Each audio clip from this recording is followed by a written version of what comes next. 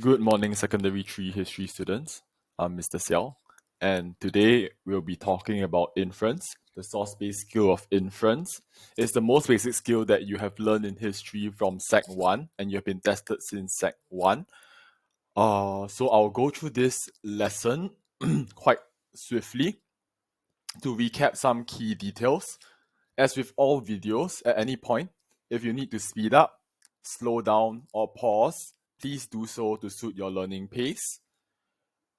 For today, you will also need this worksheet that you see on my screen. You will need your writing materials. And let's proceed. So, the lesson on inference, we'll be using sources on chapter 2, which is Nazi Germany. Chapter 2 in your Sec 3 history textbook. And the reason we picked this chapter is because this chapter, Nazi Germany, is one of the special chapters that can be tested for source-based skills at N level. So the other chapters are the outbreak of World War II in Europe, as well as the Vietnam War. So this is the first chapter that is a source-based skills chapter. So let's pay some attention to it as we do the skill. The key about inference is that we need to look at the question focus, and then we craft our inference around the question focus using evidence from the source. Inference is a thinking skill that has to be expressed in your own words. And let's start by asking, what is an inference? Highlight. Inference is a guess about what a source is saying. What does the source tell you? And what we take from the source is known as evidence. So the details of the source that support the inference, that is known as evidence. All historical sources tell us something about the past. And so when we make an inference, we use the source to make inferences about the past based on the question focus. To start any question in humanities, in history, we start with answering the question. So this is what we call ATQ. And after we answer the question, we craft the inference, we craft the explanation, we craft the evidence. So let's practice first the first step of answering the question ATQ. This one you know from Sec 1. Can I give you 1 minute? 1 minute to try. What does source A tell you about? Source A tells me that. That's answering the question. What does source A tell you? Source A tells me that. Fill in the other two on your own.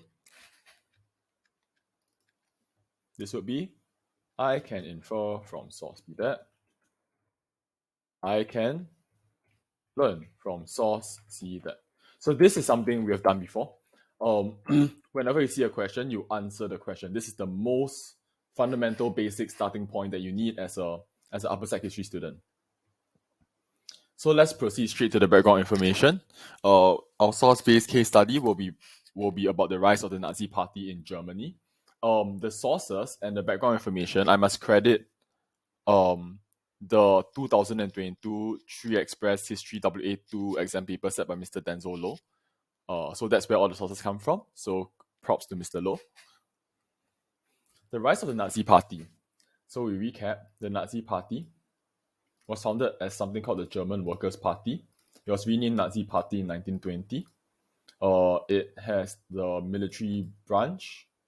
Well, actually, I would call this paramilitary branch, known as the Stormtroopers. So it's not really military. It's more like they pretend to be soldiers. They're not real soldiers. They're a bunch of thugs and crooks and, a mob on violent unemployed men who put on a brown shirt and feel good about themselves beating up other people. So that's what the SA is, the Stormtroopers. Under the leadership of Adolf Hitler, this person you must know. Okay, you cannot go through upper sec history without knowing this name. If you do, then then you will not pass. So Adolf Hitler, he leads the Nazi Party. In fact, the Nazi Party very much comes to be associated with this person of Hitler. And in the early years, he's quite unknown. But what he does have going for him is immense oratorical skill. Oratorical meaning speaking. So he's very good at public speaking. He can wow and rile the crowd. He's very charismatic, meaning that when he talks, people want to listen. People feign in pleasure hearing his magnetic voice and words and the emotion trembling in his voice's vibrato. Okay, whatever. So he has an ideology. Ideology here, this is a complex word. Uh, you can write down ideology means for now let's call it political ideas. Um, you know, but we will have a deeper understanding of ideology when we go to later chapters in history, especially the Cold War. But for now, when we look at the word ideology, for now, let's call it political ideas. And political is, of course, a word that refers to power. Who has power? Who wields power? So it involves rejecting socialism. Okay, socialism is another big word that for now you can refer to it as the same thing as communism. There is a difference. There is a difference. And if anyone here listening to this video is not a secondary school student, if you are a JC student, if you are a university student, if you have if you're a degree and you feel deeply offended by me equating socialism to communism, just remember that this lesson is meant for 14 to 15-year-olds. And I do know the difference. Okay, but for now, my Sec 3 students, you can imagine socialism as a form of communism. If you want to know the Marxian theory of how socialism is the stage before communism, and communism is the ideal society, and socialism is, the means of production are still owned but not collectively owned. Okay, we can talk about that another time in a consultation. So Nazi ideology, political ideas, okay, no communism, restoring Germany's national pride.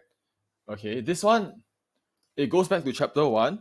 Okay, Germany's pride has been crushed by the defeat in World War One. It was also been crushed by something, by a treaty. What is it? The Treaty of Versailles. It's crushed by that. So to restore German national pride, of course, means rejecting the Treaty of Versailles. This is a key plank of Hitler's ideology of a policy. He tells the German people, the reason you're downtrodden is because the Treaty of Versailles is chaining you down. Actually, it's the opposite, right? The reason there's the Treaty of Versailles is because they were trodden down by their own defeat in World War One. But of course, psychologically, you never blame yourself for things that happen. You always like blaming other people. So, Germany is in this rut. It's in economic malaise. It's in political conflict. The people have no idea what the future is going to be like. Hyperinflation is going to sweep in soon. And they want to blame someone. And Hitler says, you can blame France, you can blame Britain, blame everyone but yourself. And they feel good about that. And of course, part of blaming everyone is also blaming the Jews. The Jews are this minority in Germany that haven't been assimilated perfectly. Okay, where better place to start than by picking on someone that's weaker than you? So the Germans will blame the British, they'll blame the French, and some of the crazy Germans will blame the Jews. Okay. Hitler has this book called Mein Kampf, My Struggle. He has many speeches made. The Germans were attracted to his promises. Some people rejected them. Okay. That was a bit more than I expected to say. So let's look at the sources. The first source is a Nazi Party report. Nazi Party report. In this case, it's a Nazi Party. So the Nazi Party has employees, has people who work full time for the party.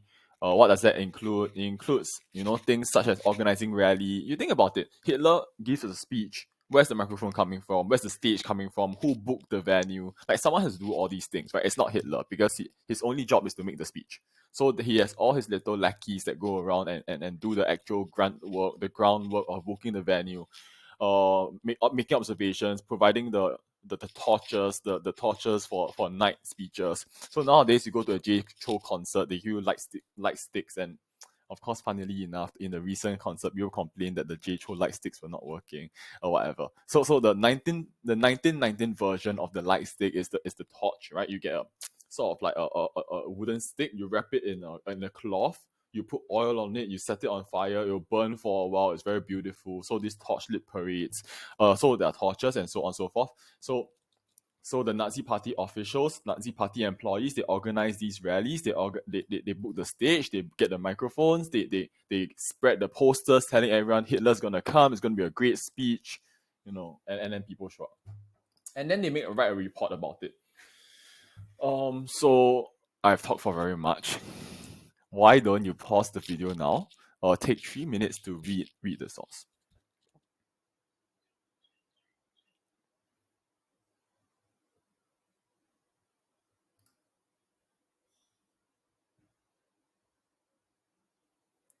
Okay, so it starts out pretty factual. Okay, the source starts with the huge crowds, more than 1,000 people filled the hall. This is probably a beer hall. The Nazis always talk in beer hall, so it's probably a beer hall.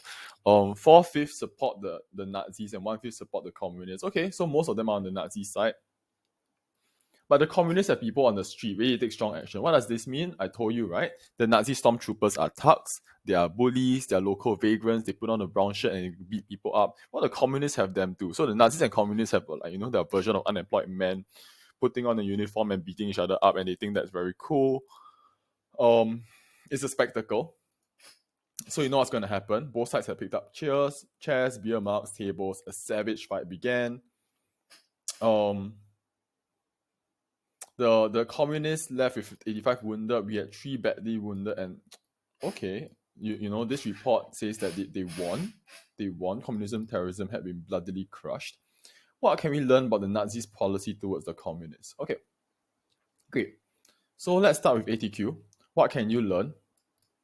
We have learned how to ATQ. So what can you learn? You said I can learn from source A, right? That the Nazis' policy towards communists. So I will have taught you this in Sec 1. Use adjectives, describe in a way that uses the source. Was what? Right. Fight, bloodily crushed. So from the source can tell that was to be, was to use violence to defeat and demoralize and undermine the communists. So basically they are violent. Right. This is because so now we have to explain. This is because the Nazis and communists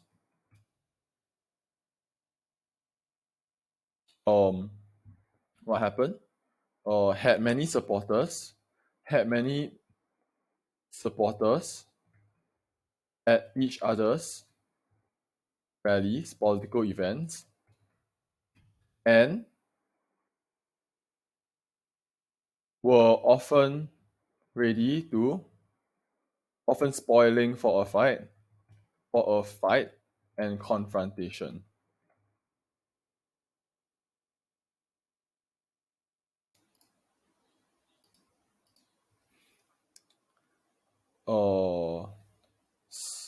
So many the size of the crowd,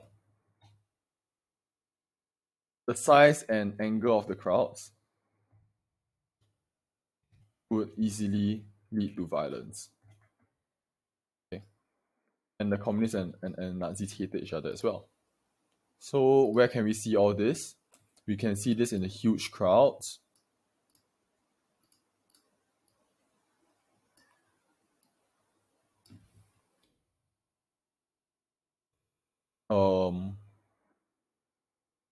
And notice that the tone of this source, so tone is something we will teach you in the future, but notice the tone of this source. You can hear almost the smug Nazi operative coming out. Communist terrorism had been bloodily crushed. You can almost hear the smug, the happy, the satisfied, the smirking Nazi guy on the other side of this report, writing this report like, we have defeated them, we won. Yeah, so this is something that they believe in. They believe it's the right thing to do. They believe they're doing the right thing, and of course they're very happy that they won. So that's one thing. The tone. There's a smart, satisfied, self-satisfied tone in this sentence. Another thing that you can think about, but we are going to learn more in the future. Okay, so one thing you can also think about is this true? Do you think this report is true? Is it true that the Nazis beat 85 of them, and only at most 15 Nazis were beaten? Is that a likely outcome? And if you were to look at the source, the Nazis are praising themselves. The Nazis are saying the Nazis won. You might think, I'm not really going to believe this word for word.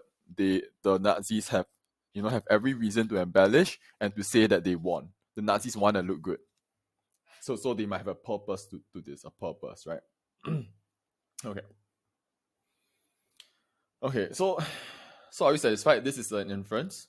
If you read the whole thing, you could, as practice, you could write the question and write this full answer on foolscap and see for yourself how inference is done as practice. Okay, are we satisfied? Should we move? Let's go to page 3. And notice that here we have the same source, but the question is different. The question is different. Again, we highlight the question focus. Right?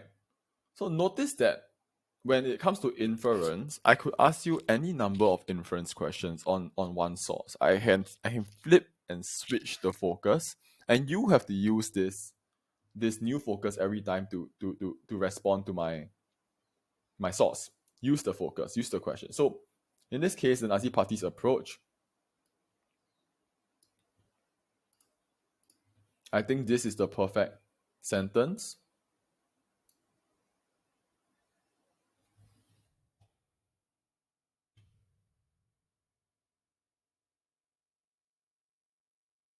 Oh, so let's ATQ. What can I infer? I can infer from source A that the Nazi Party had a violent and uncompromising and confrontational approach to its political opponents. This is because when the Nazis saw their communist rivals at political events, they did not hesitate to use great violence to injure large numbers of the opponents.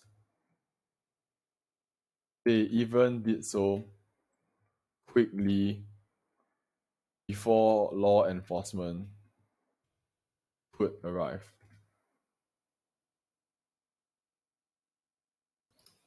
Okay, I should have given a warning. I should have said try this on your own, but I think I was too excited. My brain just ran, and after I got the evidence, I wrote the explanation, and it is done.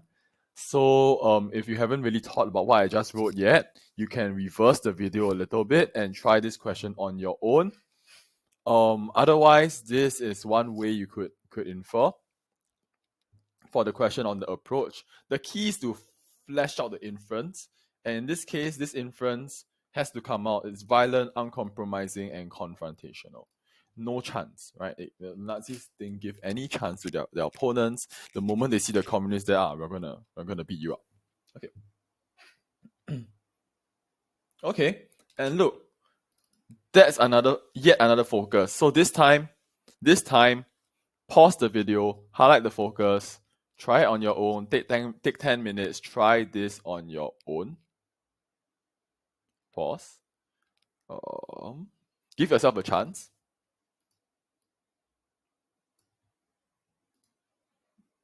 And the moment I see this question, actually, I already can start answering. The Nazi Party's popularity, source A tells me that.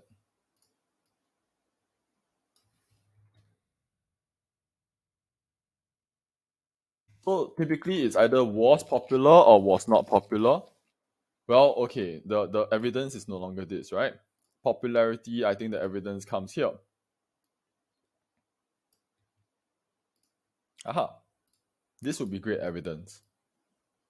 So, evidence from source A.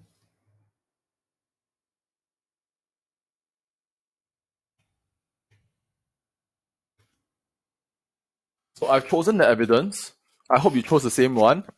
And again, if you haven't done the inference, you try it on your own. Try it. Was very popular.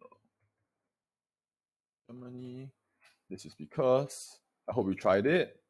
Because once I do it, you have no chance to think on your own. Don't deprive your chance to think for yourself. Think first and then see how I answer and see the difference. See if you can learn something. Mistakes are a way to learn. Okay, so what does source A tell you about Nazi Party's popularity? Very popular. Why is it very popular? Because at the Nazi parties, action rally, and political events, there were many that showed up and even more than their rivals, which indicates many people in Germany supported and liked the Nazis. So the fact that many people show up means that they wanted to come, that took time to show up. They wanted the time come. They put in their time. They came and they even fought and got injured on behalf of the Nazis. So the Nazis has this core of like diehard fans. I'll be there wherever you are there, and I'm gonna come here. I'm gonna help you beat up the other guy. Okay. So what I want you to do, you have these 3 boxes. Question 1, 2, 3. Take foolscap. Copy the question and copy the paragraph for questions 1, 2, and 3. You don't have to copy the source, but copy each question 1 and copy the paragraph. Copy question 2, copy the paragraph 3 and the paragraph. Get used to writing the inference. Get used to the 3 steps of ATQ inference, explanation, evidence. And then I'll take you through the pictorial source. Let's go to source B. Now we're on page 4. So this is a bit different. This is a pictorial source. There are crowds. There's this signboard. There's no note on what this signboard means, which suggests if there is no note explaining or translating German words like this, it means you don't have to use it. So here is a tip. Here's a pro tip.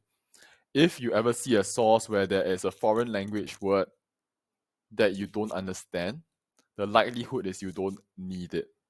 There are a couple German words you have to know, and we will tell you what those words are.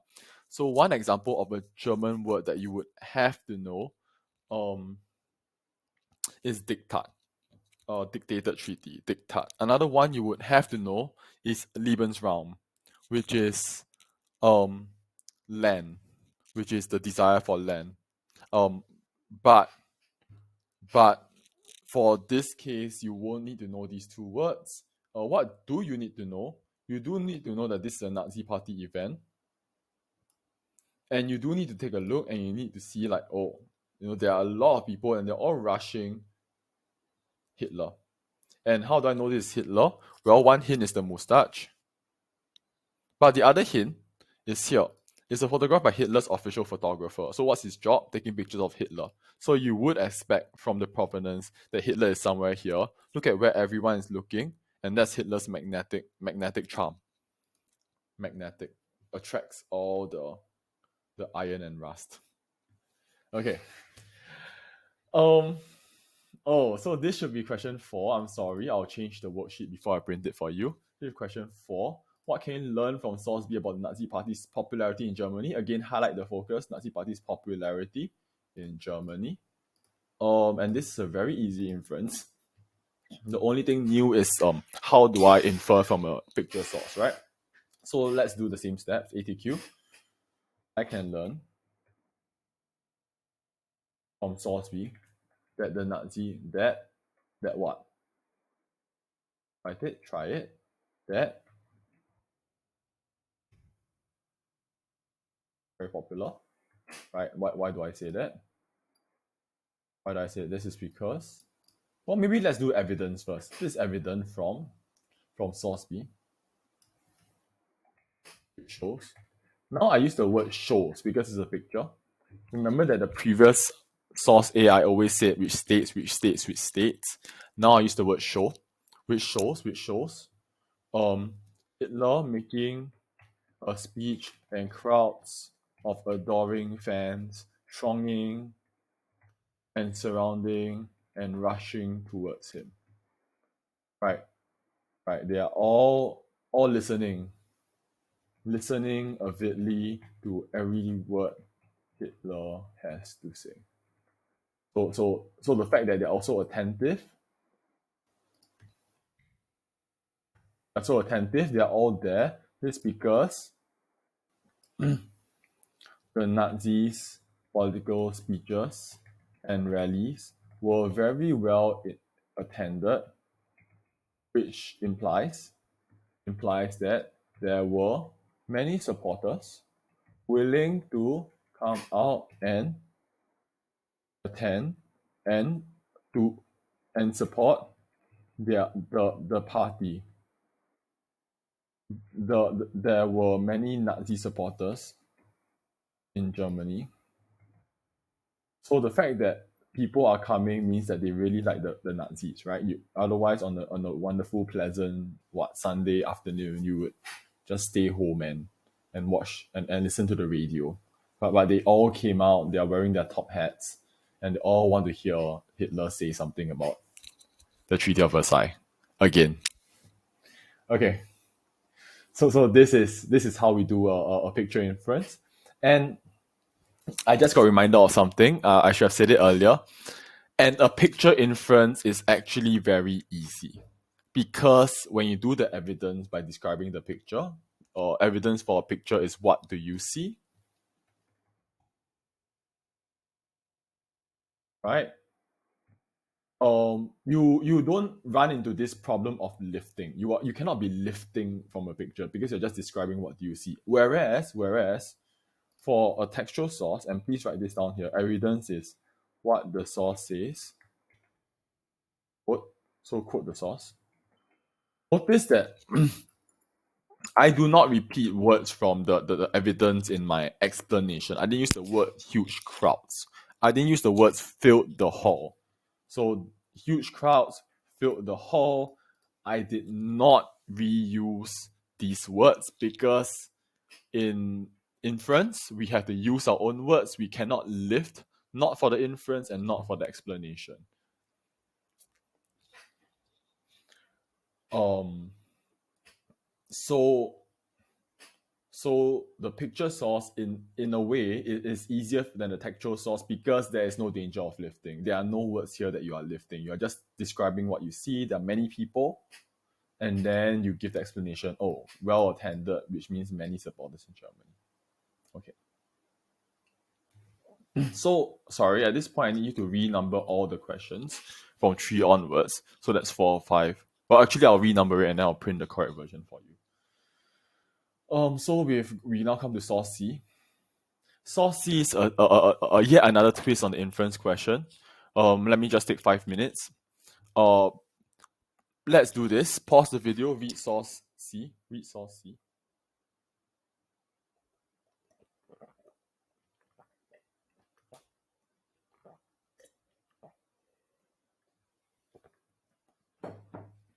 And this question is a twist because when you look at this question, you might think the focus is, you might have highlighted the Nazis party actions. Oh, is that the focus? But notice that the question doesn't ask, what can you infer about the Nazis party action? That is not the question. The question, if you read it, how supportive is source C of Nazi party's actions? So actually this is the focus and ATQ. Which means that your answer would go, source C is either very supportive or not supportive. Right? So this could be very supportive, not supportive. And we read the source to find out which is it. So the behavior of the Nazi party is becoming more vicious and savage. These are negative words. You don't like people who are vicious. Stormtroopers carried out terrible acts of violence. Terrible. So again, the word terrible is a negative word. Had his eyes poked out and stabbed to death in front of his mother. 4 members of FSA were convicted of the crime. Criminal. Terrible, criminal, vicious, savage. These are all negative words. So we know it's not that it's supportive, it is not supportive. Not supportive. Let's do the evidence first.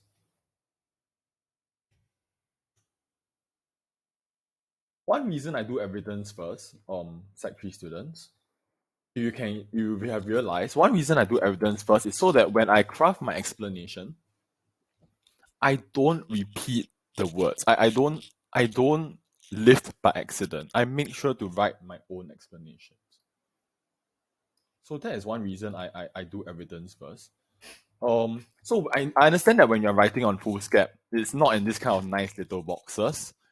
So what you need to do when you're thinking as you're writing is to avoid lifting the words. Avoid lifting the words as you write your inference answers.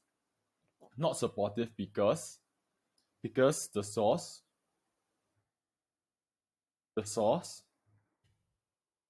because the Nazis the Nazis were violent and committed acts of violence, were violent and committed illegal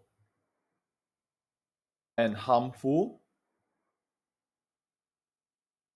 attacks to hurt other people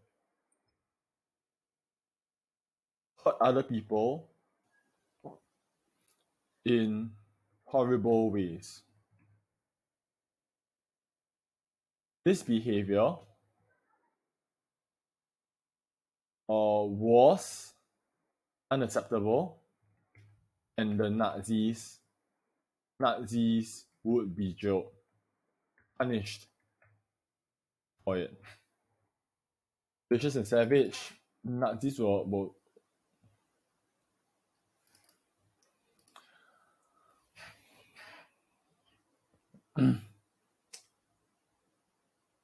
yeah, I think this is good. Unfortunately, I did repeat the word violent and violence. I was thinking for a while whether I can replace the word, but I think the word violent has to come out because it is very much the main point of this source. And that's why I also extended by writing illegal and harmful attacks so that the examiner knows I have my own thinking on this. But the central point here is violence. So let's read the full answer. How supportive is source C of the Nazi Party's actions? Explain the answer. Source C is not supportive. This is the correct inference already. There's only one valid inference. Not supportive. Because Nazis were violent, committed illegal, harmful acts, were hurt in horrible ways. This is unacceptable, and Nazis will be punished for it. Evidence from source C. Behavior was vicious, savage, terrible acts of violence to convict of the crime. Okay.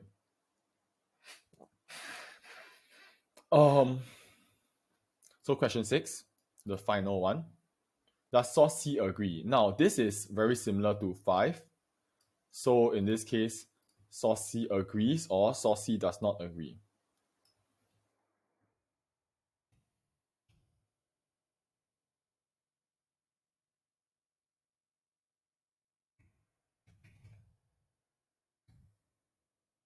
So this one, perhaps I won't do it because I need to give you a chance to try it on your own. Try writing something on your own. Instead, what I will do is let me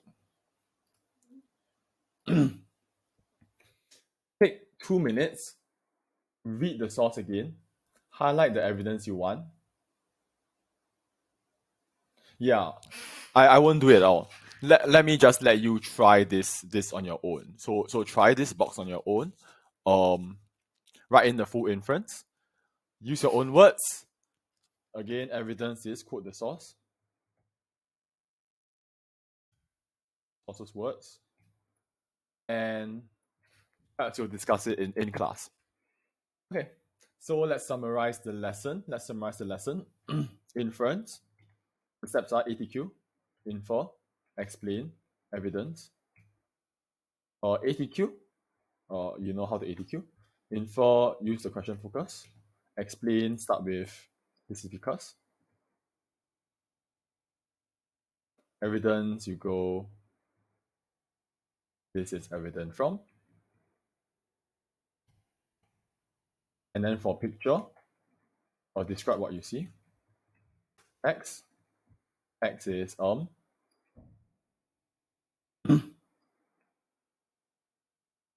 X is quote the source.